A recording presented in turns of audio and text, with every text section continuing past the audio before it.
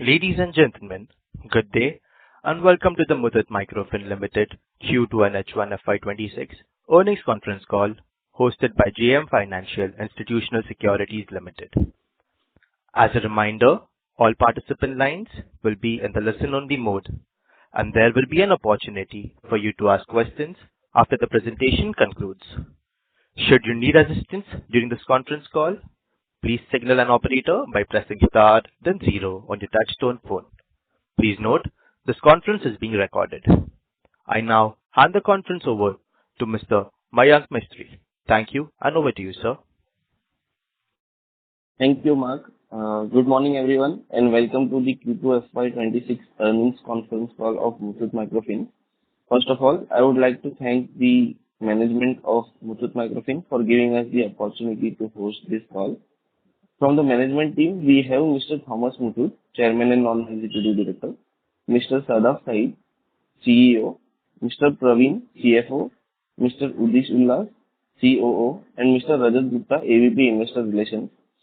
I would now like to hand over the call to Mr. Sadaf Saeed for his opening remarks, post which we can open the floor for Q&A. Thank you, and over to you, sir. Thank you, Mayank. Good morning, everyone, and thank you once again for joining the earnings call for quarter two of Muthoot Microfin. I would like to begin by saying that the second quarter performance reflects the shift in our business trajectory with operational challenges gradually subsiding and overall activity returning towards normalcy. We are witnessing a steady normalization across geographies supported by the improved customer cash flow, strong ground-level demand, and better credit discipline. We restored profitability in Q1 itself and built momentum in Q2. There is material improvement across all matrices, which is also noted by our rating agency, CRISIL, where they have upgraded our outlook from stable to positive. In terms of performance, there is a significant improvement in disbursement. Our disbursement in the quarter grew by 28.1%. There is improvement in our cost of fund and our ability to mobilize funds as well. Our cost of fund has declined to 10.6%, and our marginal cost of fund has come at around 9.8%.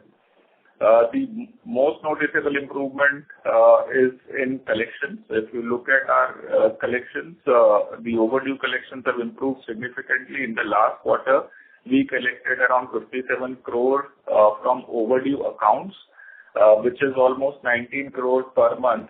This number was around 6 crore per month earlier, which has now improved to almost 19 crore per month, which is resulting in improvement in asset quality. Our GNPAs have reduced from 4.85% to 4.61%. Our net NPAs have also improved from 1.58% to 1.01%. Our provision coverage has improved from 68% to 70.4%. And our credit cost, which is the most important factor that we have been guiding our investors and our well-wishers about it, that it has come down to around 3.6%, and it's a sustainable, consistent climb down, where it was 9.4% in the last financial year. It came down from there to 4.3% in Q1. It's now at 3.6%, and we feel that this will continue as we continue to disburse new loans. I think the most important point that I would like to make, there's a strategic diversification of our portfolio that we are undertaking currently.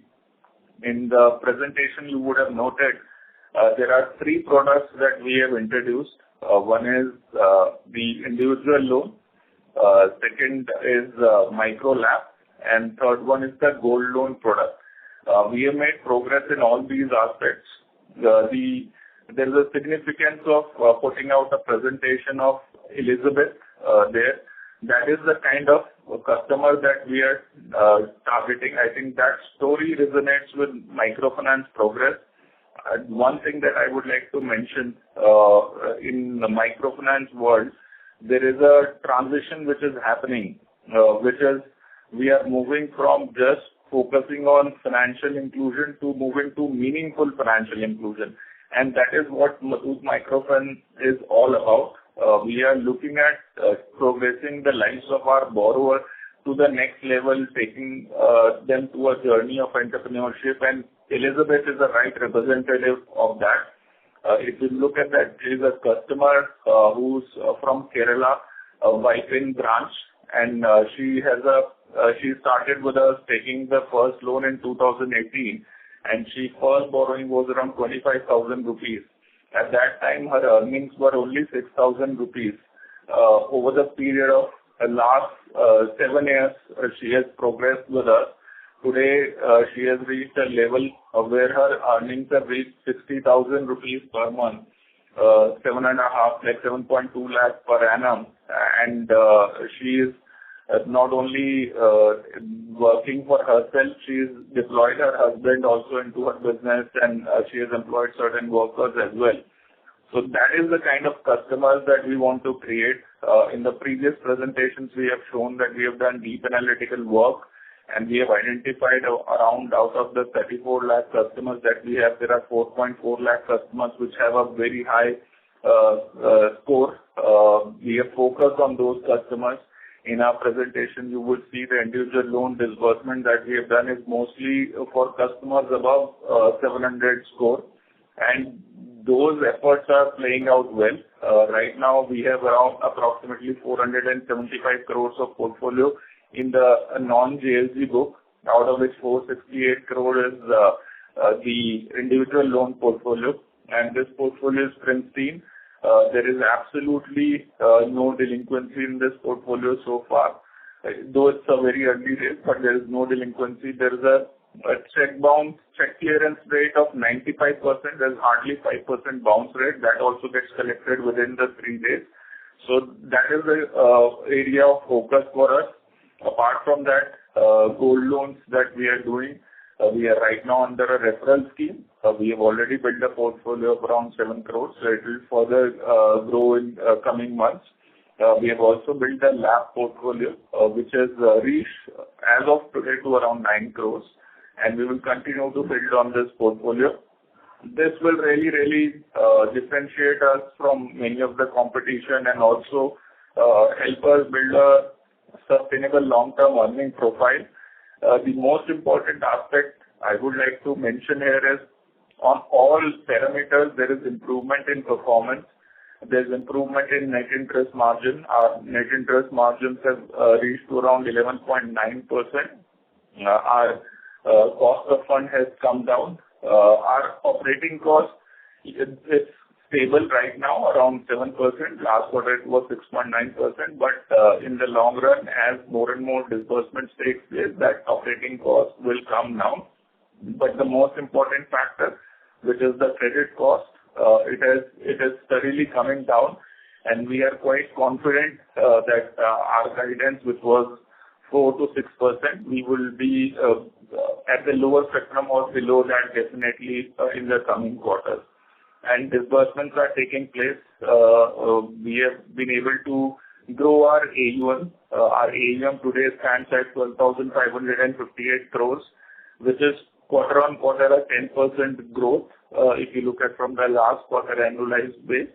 And our disbursements are also growing, which is also resulting in our improvement in our income.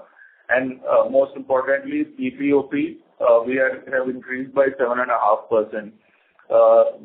In the coming days, the benefits of the yield transferring into the overall portfolio, because we have changed the rates in the last quarter, will also show. And of course, the optimization of utilization of funds and also cheaper cost of fund that we have been able to borrow will also improve our margins. Apart from that, the credit cost reduction and also operating cost rationalization will improve our profitability.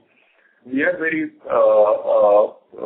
positive about our performance, and we have been able to successfully diversify our portfolio, and we are on the right path in terms of catering to the needs of our borrower.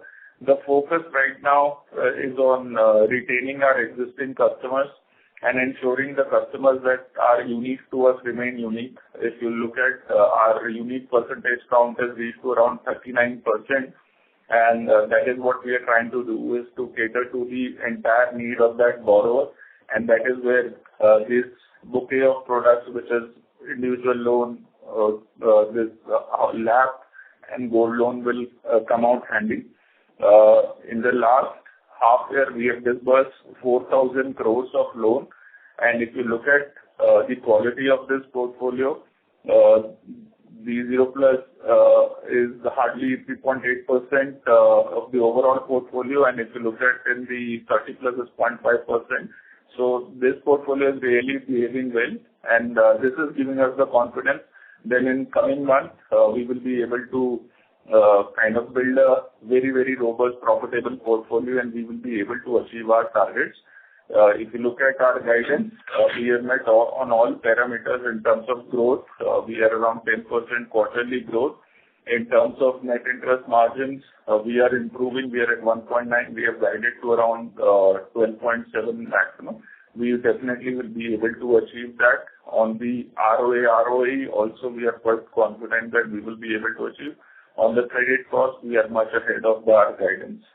I think with that, I'll stop here, and I would like to guide you that we are on a path of transition, and we are successfully moving. And Q2 was a demonstration of in exact numbers that the performance of the collections is improving and the portfolio is improving. Despite all the floods and rains in various regions, our portfolio was not affected because we have adopted prudent risk management practices. We have taken natural calamity insurance, even though we have got 95% of the claim. The balance claim has come after the quarter close. That's why that's not accounted. But that has really helped us to protect our portfolio. Apart from that, the superior underwriting quality has also helped us to build a better quality portfolio that we have disbursed. We have also in-house developed a scorecard, this time independently through our risk management team. So far, we've been using the help of Equifax, but this time we have built on our own, and this is much superior. There is a higher correlation with the performance of the portfolio in this scorecard. This will not only help us to underwrite customer better, it will also help us to save certain costs. We are aiming to save around 2 to 2.5 crore costs through this. And overall, there are certain steps we have taken to reduce our costs, which will help us reduce around 20 crores of costs annually. And certain rationalization of branches have also taken place. Branch profitability metrics have been implemented, and each and every branch has been focused on generating profit, contributing to the bottom line. And any branch which is not contributing, we are looking ways to either merge or improve the efficiencies of that branch. And you will look at the branch productivity, the RO productivity, everything has improved in this quarter. With that, I'll stop here, and I'm happy to take any questions that are there. Thank you very much. We will now begin the question and answer session. Anyone who wishes to ask a question may press star and 1 on the touchtone telephone. If you wish to remove yourself from the question queue, you may press star and 2. Participants are requested to use handsets while asking a question. Ladies and gentlemen, we will wait for a moment while the question queue assembles.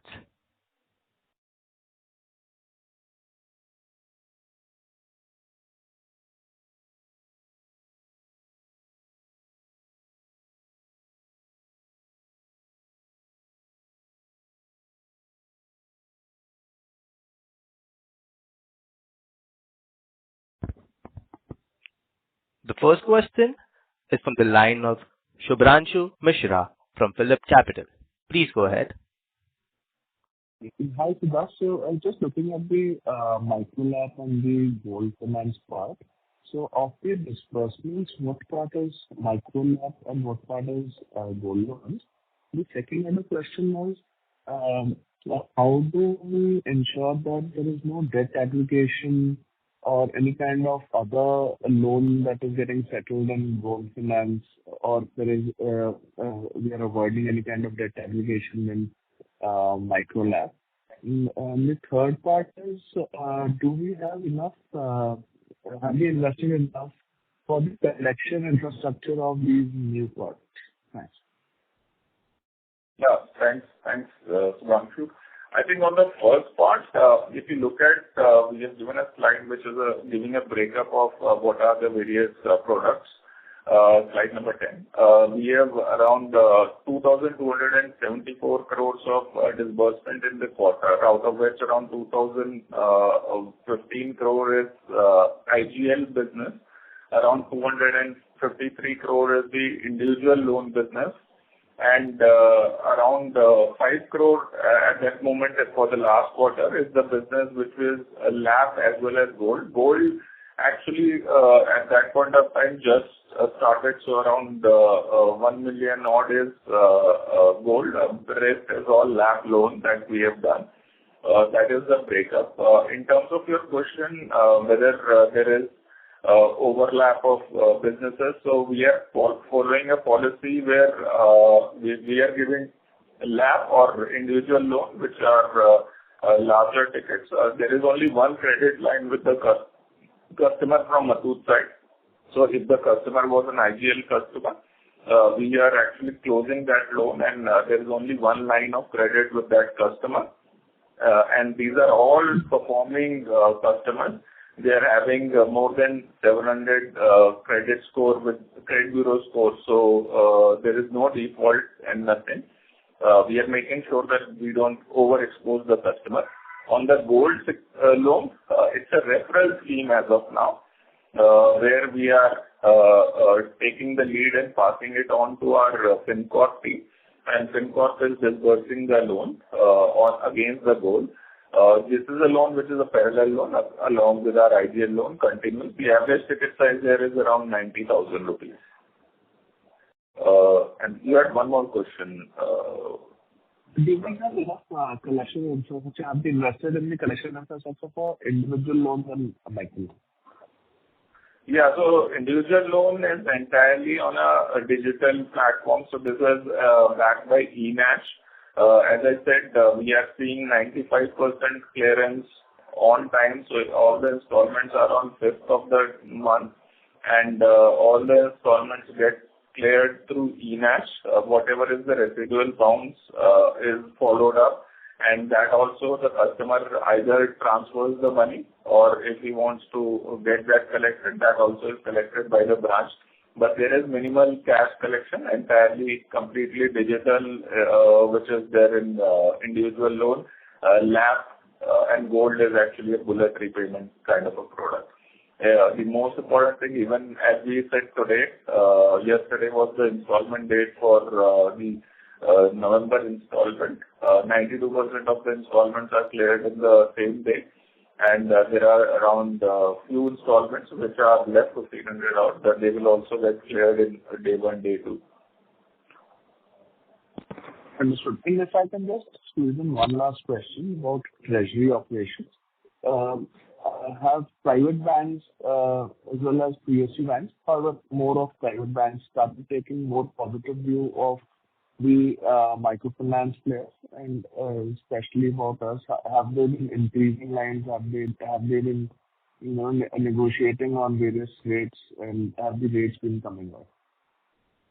Yeah, both private banks and public sector banks are supporting us. We had done one of the largest PTC last quarter. We have done a 500 crore PTC with the State Bank of India, which is one of the largest PTC transaction in a single tranche. So we have done that, and apart from that, we have done PTCs with HSBC. We have done PTCs with Axis Bank, Kotak. So public sector, private sector, both are supporting, and we are getting term loans also. Maybe Praveen can add up to this. Yeah, so I think when we talk about private banks, they have a separate department where the understanding we feel is slightly better, but at the same time, public sector banks are also there. They are not completely out. So, for example, like as I mentioned, we have done a 500 crore PTC with SBI. They have a 1,000 crore umbrella limit with SBI as well as Bank of Maharashtra for assignments. So the sanctions are there with both the sectors, private as well as public. One thing that we are currently doing is that we are doing more structured PTC transaction where the rate arbitrage is there. We are getting a much finer rates in that structure. That is also helping us to bring down the cost of funds. And we believe the rate transmission is yet to happen, and that also we expect in the second half of the financial year. So the rate should ideally be come down further. But yeah, to answer simply, all the banks are supporting right now. There is no liquidity issues for us.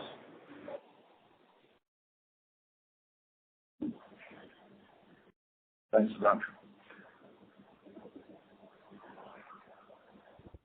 The next question is from the line of Saumil Shah from Paris Investments.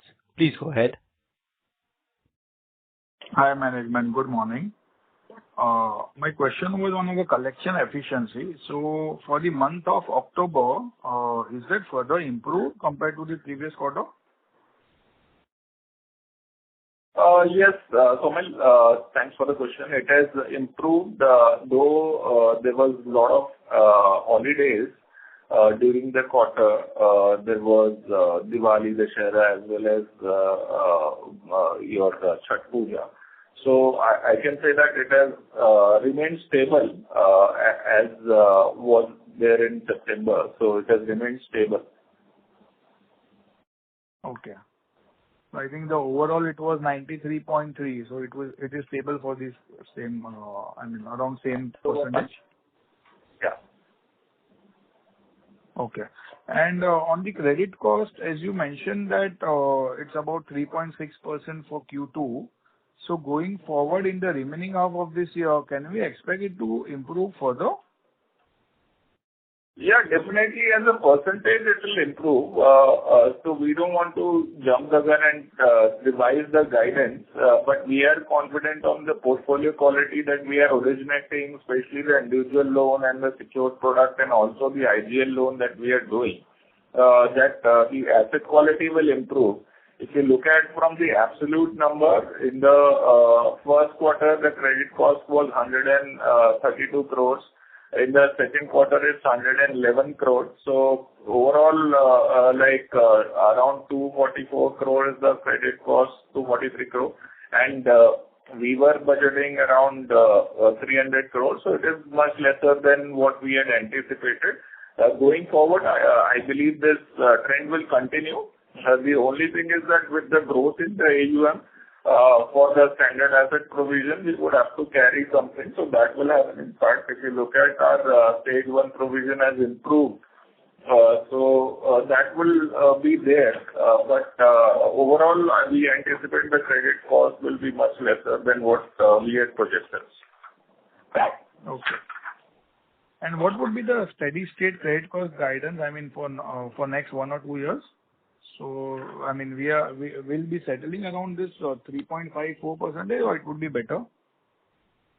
Yeah, so if you look at it in a normal scenario, and if you see that if you talk about FY27, in a normal scenario, the credit cost should be in the range of 2.25 to 2.5%. Okay. And on the ROA guidance, what we have given, 0.5 to 2%. So, the range is too high. So, I'm considering the first 6 months have already gone. So, could you give some guidance on the ROA for this year? So, you have seen the profitability improve. We were just about around 6 crores of profit in Q1. We are at 30 crores of profit in Q2. With an OCI of around 55 crore, 55.9 crore. Definitely in the coming quarter as the credit cost goes down and as I explained, there are 4 levers to the profit.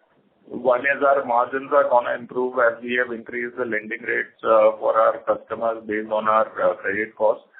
So there would be improvement in yield on the portfolio. Second is our cost of fund is going down, so that will improve our net interest margin. Third is our OpEx will rationalize.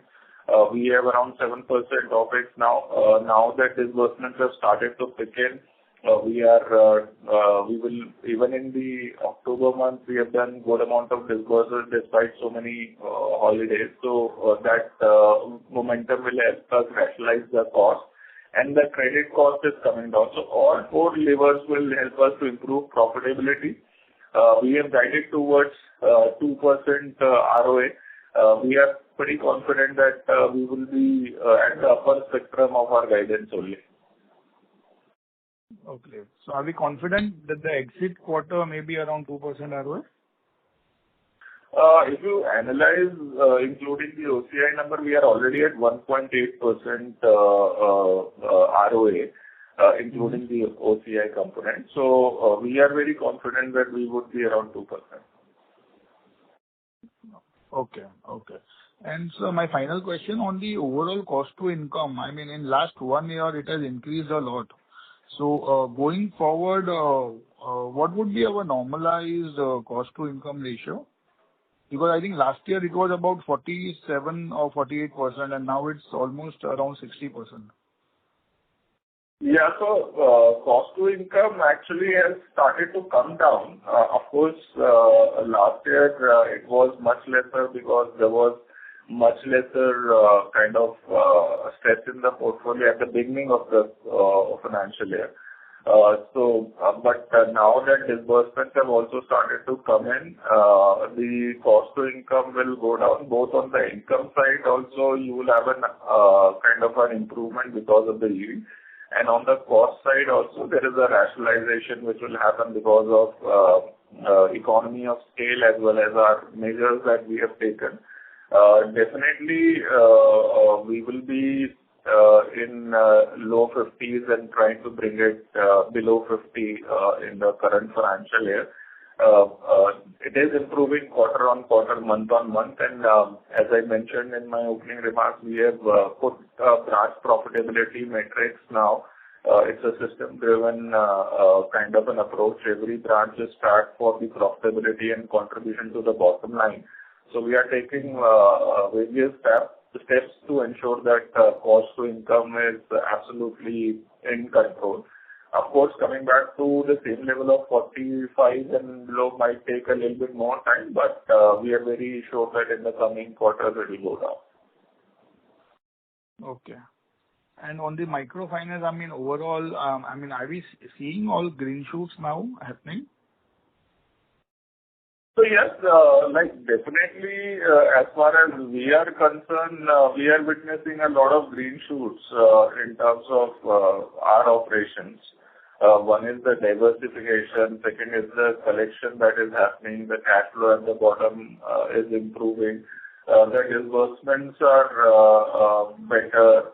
The collections that we have seen even from like what telecalling we are doing, promise to pay, PTP generation, that is improving, and conversions of those collections are also improving. So there are significant number of green shoots, even like if you look at overall economic situation is also improving, with GDP growth improving as well as cash flow at the bottom of the pyramid is improving because a lower food inflation, most importantly because of the good rains, the crop has been good and the availability of food items is good, and that is yielding in lower inflation, which makes it a lot affordable for our segment of customers. At the same time, there are certain government schemes which is helping at various states the consumer from the cash flow point of view. So all of that is really helping us to improve collection, and also when the disbursements improve from the industry overall, then definitely more cash flow is there in the hands of the borrower and they are able to kind of repay their installments. Okay, that's it from my side. Thank you and all the best. Thank you. Thank you, sir. Thank you, sir. Ladies and gentlemen, participants who wish to ask a question may press star and one on their touchtone telephone. The next question is from the line of Prithviraj Patil from Investec. Please go ahead. Yeah, hey, thanks for the opportunity. So, my first question was on the footnote that was mentioned regarding the branch merger slash rationalization. And if you could just throw some light on what this is exactly. You have mentioned some employee rationalization also due to the merger. And also, what investments have we done for setting up the gold loan business or our book as well? That's the first one. Yeah. So thanks for asking that question. I think on the rationalization of branches, as I mentioned, we have adopted a branch profitability module where we are looking at each branch productivity and profitability, the revenue that they generate and the expense that is incurred. And everything is taken into consideration, the HO allocation, the regional allocation and everything, and credit cost, everything. So we are looking at PPOP profits also and profit after the credit cost as well.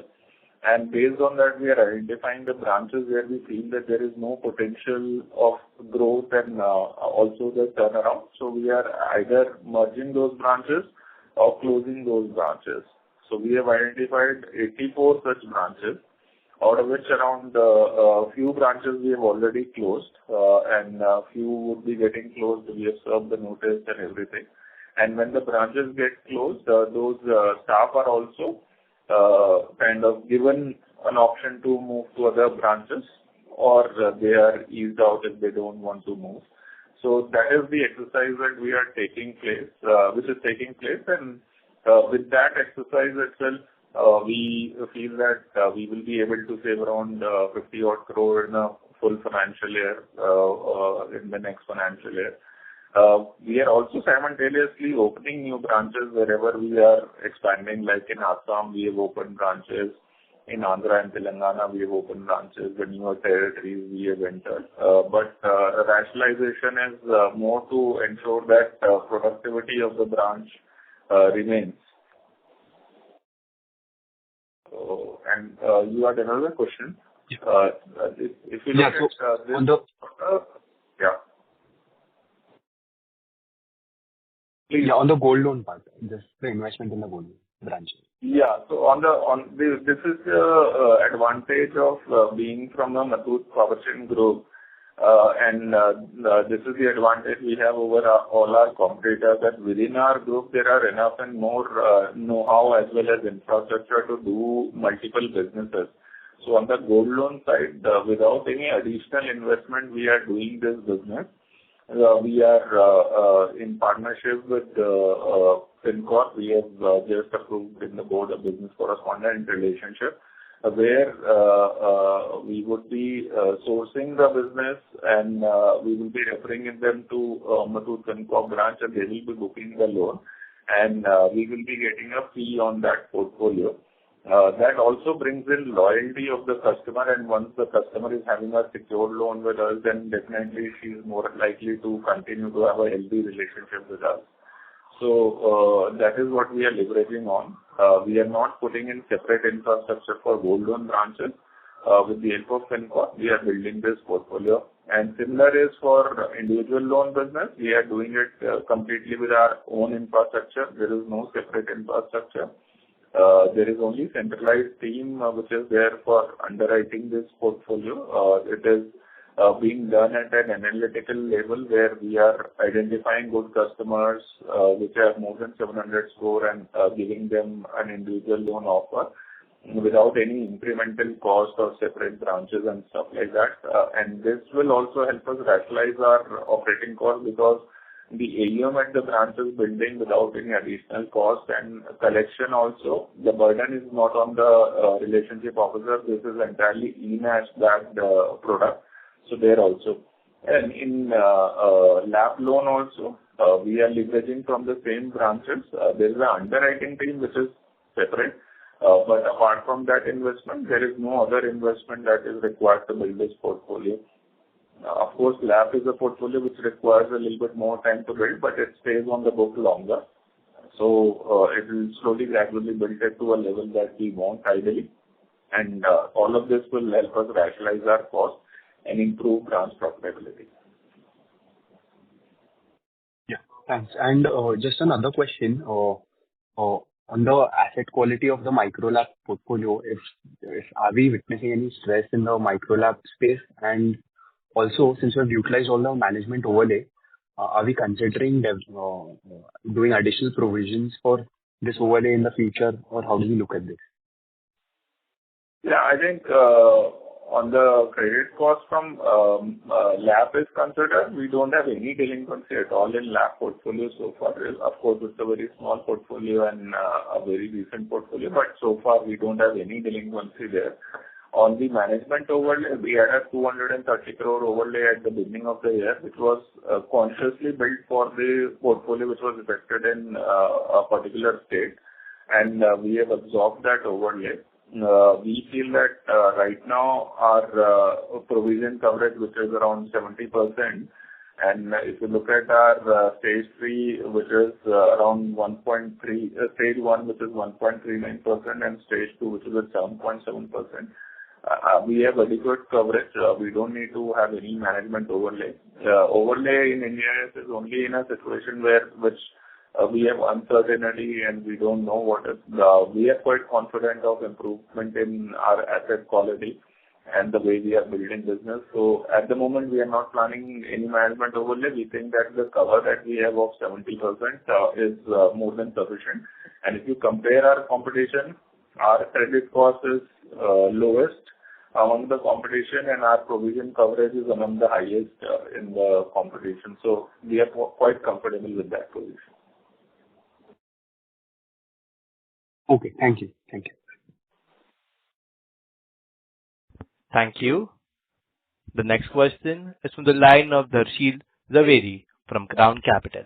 Please go ahead. Hello. Good morning, sir. Thank you so much for taking my question, sir. Firstly, congratulations on the great set of results, sir. So my question is more towards the AUM growth that we are seeing. So when we are seeing 10% on standalone, but I think in the PPT we could see that overall is just 2.5%. So just wanted to understand that a bit better, sir. So what figure should we actually see it at? It's a 2.5% growth or 10% growth, sir? So if you look at quarter on quarter and you analyze that as it's 10%, but standalone it's 2.5%. But more important aspect, I think, Mr. Zaveri, is to look at the disbursement growth. The disbursement growth over the last quarter is 28%, and this growth is likely to continue in the coming quarter, and that definitely will help us accumulate more AUM. And with the business like individual loan, LAP, and gold also picking up gradually, we will definitely see the AUM growth kind of taking a robust shape. And we are very confident that the guidance that we have given of around 10% overall growth, we will overachieve that. Oh, okay, we will be able to overachieve that. So that's what I was going to come to. So, sir, we've given a very clear-cut guidance on our PPT, but any, guidance that we want to revise, because even credit costs we see, we've already reached, I think we might be below our guidance if we take October, and ROA also just wanted to, get your saying that how would we be able to, like, from a guidance, do we want to revise anything, sir? Yeah, so definitely on the operating cost, right now, if you look at for the half year, we are at around 6.9%. For the standalone quarter, it might be slightly higher because we are in the investment making phase, where we have for whatever like individual loan training and software changes and all of that are needed. So that is already done. There is no more software implementation that is needed in that. The product is now completely ready and flying. and we see the momentum also. So in the up till September, the portfolio was around 253 crores. It has already reached around 468 crores, and that momentum of growth is there already with us. So that will help us rationalize the OpEx. We are quite confident that whatever guidance we have given of 6 to 6.2% on OpEx, we would be able to achieve. On the ROE, as I explained, there are 4 levers that are in our hand. One is the yield, which is gonna increase. Already the yield is increasing. If you know, if you would have seen the presentation quarter on quarter, the yield is improving from 18.1% to 18.6%, and it will further improve in the coming quarter. Our net interest margins are also improving. We are at 11.9% from 11.5% in last quarter. This is further likely to improve, and it will be upper metrics of our guidance by the end of the financial year. And most importantly, the credit cost is coming down, and OpEx, as I said, will rationalize. So all of this will help us to achieve the ROA that we have guided for. And we are definitely quite confident of achieving the upper metrics of the ROA, and not at the moment, but definitely at the right time we will revise our guidance. Okay. That helps a lot, sir. And so just wanted to know, like, in terms like we are starting, micro lab and gold loans, so they are more secured in nature, and once they are, they become a bit higher in our AUM. So is it possibility that our NIMs might moderate a bit, or how are the NIMs behavior with these products? Just wanted to get an idea of this. So if you look at our at the products, the yield on all of those products is in the similar range. So we operate from around 20% to 24.85%. On an average, it is around 23%. So I think most of the products will be in the range of around 22 to 23%. So we are quite confident that yield will remain, and it will only improve from where we are. The portfolio that we are building would be a part of overall mix. So we are looking at this financial year at least to have around 10 to 12% of non-JLG portfolio. That definitely will not have a major impact on the overall yield of that book. And our individual loan portfolio is already at 23% interest rate and a processing fee, which is separate from that. So overall, I think yield will only improve from it. Oh, okay, fair enough. Yeah, that's it from my side. Yeah. Thank you very much. Thank you. The next question is from the line of Mayank Mistry from JM Financial Institutional Securities Limited. Please go ahead.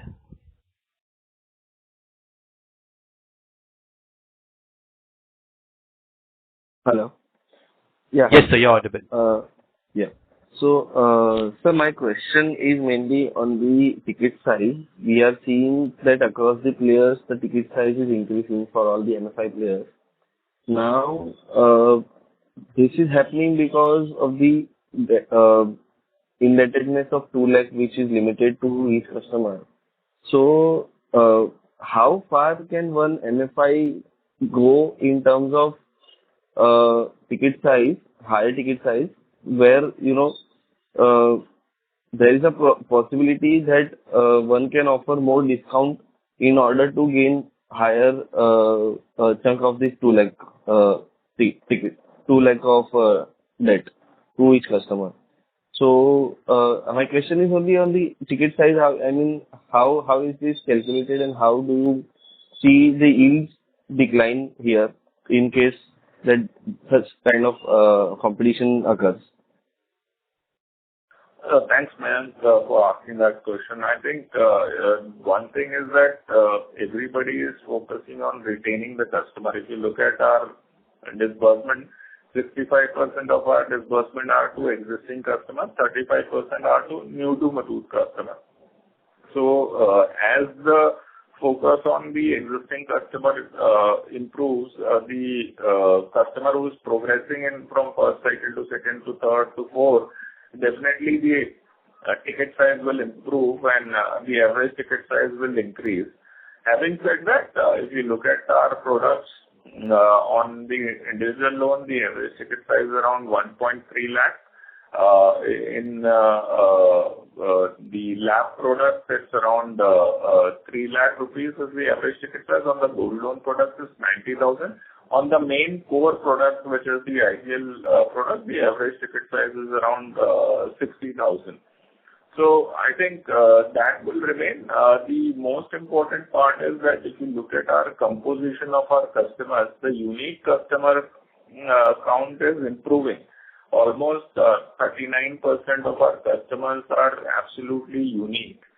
And if you look at our count of customers who are over-leveraged in terms of outstanding of more than 2 lakh, it has just 0.8%. It has come down significantly from where it was, even though industry was at a much higher level, we were at a lower level. We have still come down from there as well. So we are conscious of that, but the focus is on ensuring that the wallet share of a customer is completely occupied, and we have seen the performance of the customers who are unique to us is much better. If you look at the 39% customers who are absolutely unique, the 30+ PAR in them is around 3.8% only, as compared to the customers who have more leverage or more lenders to them.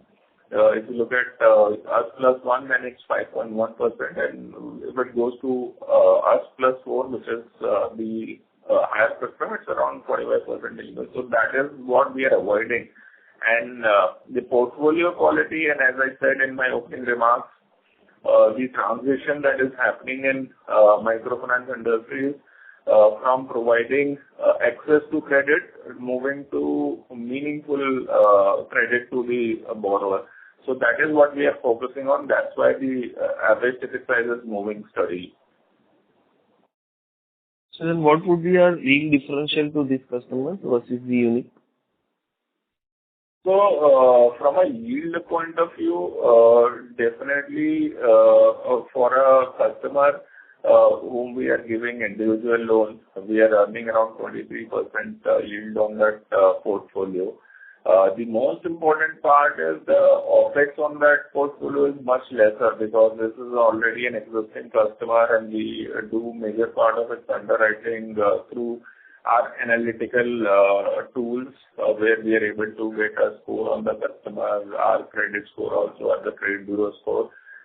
Less of a field work is required in servicing this customer, and the entire collection is completely digitized. So the OpEx is much lesser, but yield remains almost same as the income generating loan, which we are lending at around 24.85%. Here we are lending at 23% plus a processing fee of around 2%. Okay, sir. And my next question is on the borrowings. We have seen some shift towards private banks. So what is driving this? I mean, and how is the credit rating from outlook from stable to positive going to impact our performance? Yeah, I think both things, from the credit rating perspective, there are two developments. One is, of course, our rating has been upgraded from A+, stable to A+ positive. So outlook has been positive because of the performance of the company. That will definitely help us access cheaper fund, and which will give a lot of confidence to our lenders also to lend to us. Apart from that, during this quarter, we have got a global rating also done, which was for listing an ECB on the IMX exchange. We have got a global rating done. So that has also helped us to raise capital through an ECB route, and we will be going further in the ECB route. And that capital has also, that fund has also come at a pretty cheaper cost at around 9.8%. Both the public sector and private sector banks are supporting us. We have been able to raise funds through all sources. In the quarter, around 1,500 crore were raised through PTC transactions, where we were able to place our PTC with public sector bank as well as private sector bank. We have got term loans also from private sector banks, and we have got direct assignment, which we have done with Bank of Maharashtra. So, all sorts of lenders are supporting us, including foreign banks, DFIs, public sector bank, private sector bank. The most important aspect is on all type of borrowing, we have been able to reduce costs. From term loans, where we were borrowing at 10.55%, we have been able to reduce it to 10.29%. ECBs, which were at 11.33%, have come to 11.12%. The recent one being at 9.8%. The securitization, which was at around 9%, is around 8.63%. Commercial paper is one instrument that we have introduced this quarter. The overall finance cost has come down from 11.02% to 10.6%. So, overall, we are seeing that rate reduction is happening, and this is because of our ability to negotiate better, and the performance is also giving confidence to the lenders. And the passing of the interest rates, as you have heard in the governor's commentary, 55 bits have been passed on out of the 100 bits that have cut, but actual transmission is slightly lower. As that transmission also gets into, we will be able to further reduce our cost of funds. Okay, and on the liquidity side, we don't have any challenge. We have around 3,500 crores of sanctions in our hand. 1,000 crores of liquidity on the balance sheet, and overall 1,500 with the FLDG included. Okay, sir. That's all from my side. Thanks. Thank you. Thank you. Ladies and gentlemen, participants who wish to ask a question may press star and one on the touchtone telephone. The next question is from the line of Manish from Manish Trader. Please go ahead. Hello. Can you hear? Yes, Can you you're hear me? audible. Yeah. Thanks for the question. See, I want to know the new slippages for this quarter. So, if I look at it, last time you have a stage 2 of around 350 crores. So how much of that slipped to NPA in this quarter?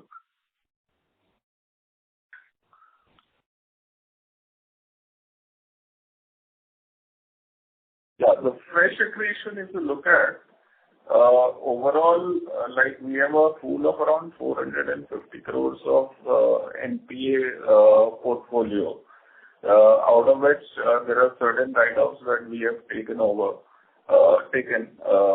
from that portfolio. The overall, I think, the percentage-wise number, if you look at the stage 3, it is around from 4.85, it has come down to 4.61, which is also a function of write-off and also some collection. So, fresh accretion is under control. If you look at the absolute number for the half year, it is at around Overall, for the quarter, we had around 110 crores flow that has happened from the previous SMA. So two factors, the SMA recovery is also very good right now. And out of the overall 350 crore which we had in the stage 2, around 110 crore has flown in the current quarter. Okay. Rest of the portfolio remained in the either in the stage 2 or So either they have remained there or they have rolled back. Right. So, like in this quarter also, you have around similar around more than 400 crores in the stage 2. So the similar amount probably will flow into NPA able to Yeah. So I think the churn retain rate most we of the are portfolio in the similar. stage two. Yeah. Right.